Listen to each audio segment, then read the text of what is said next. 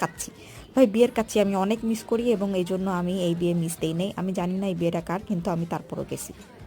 প্রথমে সার্ভ করছিল বোরহানি। বোরহানি যদি ভালো হয় তার মানে খাবারও ভালো হবে। এরপর আম্মু আমাকে একটা রোস্ট দিল। যে সার্ভ করতেছিল সে মনে হয় আমাকে দেখে ভাবছে যে আমি খাওয়া দাওয়া কম করি, তাই সে আমাকে অল্প একটু রাইস দিয়ে চলে যাচ্ছিলো। আমি আবার তাকে ডেকে আর একবার রাইস নিলাম। এরপরে ভাই রে ভাই, রাওয়া ক্লাবে গেছিলাম আমি।